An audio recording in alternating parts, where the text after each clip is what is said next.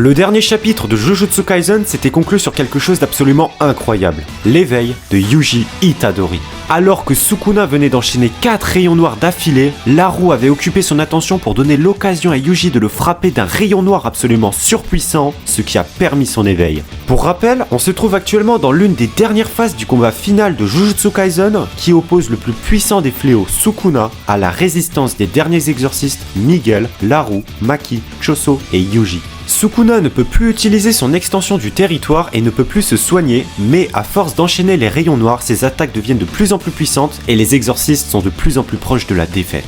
Laru s'est pris un rayon noir de plein fouet, Miguel arrive à tenir tête à Sukuna du moment qu'il continue d'esquiver ses attaques mais il risque pas d'y arriver encore longtemps. Maki s'est déjà pris 2 rayons noirs et des slashs, Choso s'est pris un rayon noir qu'il a malgré tout réussi à bloquer avec son sang, bref, tu l'as compris, il ne reste plus que Yuji qui est encore réellement capable de se battre. Et ça tombe très bien, car en utilisant son rayon noir contre Sukuna, Yuji s'est éveillé à la puissance qui sommeillait en lui. Qu'est-ce que ça signifie? C'est ce qu'on va voir dans cette vidéo. Déjà, il faut que tu aies bien quelque chose en tête. Yuji, c'est le fils de Kenjaku, et quand on connaît l'intelligence de cet exorciste millénaire, il est impossible de ne pas se dire qu'il avait forcément prévu quelque chose depuis le début en créant Yuji. En plus de ça, l'évolution dans l'art de l'exorcisme de Yuji est juste folle. En à peine un mois, il a réussi à maîtriser le sort d'inversion qui est l'une des techniques les plus difficiles à utiliser, à débloquer sa technique de séparation des âmes qui est extrêmement efficace contre Sukuna, et à apprendre à utiliser la manipulation du sang grâce à son grand frère Choso. Tu l'as donc bien compris, le rayon noir de Yuji sur Sukuna a boosté sa technique de séparation des âmes et ça risque de jouer très gros pour sa victoire car chaque coup que Yuji porte à Sukuna affaiblit le contrôle qu'il a sur le corps de Megumi. En plus de ça, on a bien eu la confirmation qu'il maîtrise la manipulation sanguine même si elle n'est pas parfaite. Choso l'a dit dans le dernier chapitre, Yuji a besoin de lui pour la compression du sang afin d'utiliser des attaques comme le sang perforant. Et savoir ça, ça signifie une deuxième chose, qu'en plus d'être frères, Yuji et Choso ont le même sang qui coule dans leurs veines.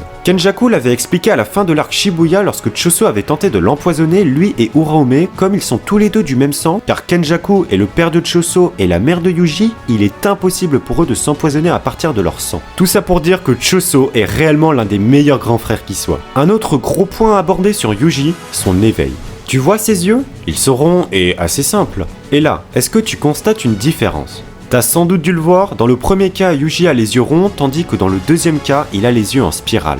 Et c'est pas tout, parce qu'il y a une autre personne qui a la même forme dans les yeux, je parle bien sûr de Sukuna. Tu fais la comparaison, ils ont les mêmes yeux. Et en plus de ça, Yuji avait exactement ces yeux-là à un seul autre moment, c'était lorsqu'il avait pété un plomb contre Sukuna lorsqu'il s'était emparé du corps de Megumi dans le chapitre 214. J'ai donc ma petite théorie sur l'éveil de Yuji. C'est pas le personnage principal du manga pour rien, il va forcément faire quelque chose d'exceptionnel dans les prochains chapitres, mais quoi? Soit il va pousser si loin qu'il va aller jusqu'à débloquer son extension du territoire, soit sa technique de séparation des âmes va s'intensifier et il va réussir à séparer l'âme de Sukuna du corps de Megumi, soit ça sera quelque chose d'encore plus exceptionnel qu'on n'aura encore jamais vu dans le manga. Et perso, moi je pencherai surtout sur cette dernière option, il y a trop d'éléments qui font que Yuji va faire quelque chose qui n'a encore jamais été vu par le passé. Une autre chose auquel personne ne s'attendrait, revoir Gojo. C'est vrai quoi, ça fait une vingtaine de chapitres qu'il s'est fait couper en deux et depuis on n'a aucune nouvelle. Et ma petite théorie à ce sujet, c'est qu'il ne devrait pas tarder à faire son grand retour. Pourquoi ça? Déjà, parce qu'on sait que Wiwi l'a déplacé jusqu'à Shoko pour le soigner. Et ensuite, parce que ça fait depuis le début du combat de Gojo contre Sukuna qu'on n'a plus vu Utaime, dont la technique est de booster les sorts. La conclusion à ça, elle est actuellement avec Shoko devant la table d'opération et elle booste au maximum la guérison de Gojo. Sachant que le sort d'inversion vient de la tête et que celle de Gojo n'a pas été touchée, il y a des chances pour que ça fonctionne.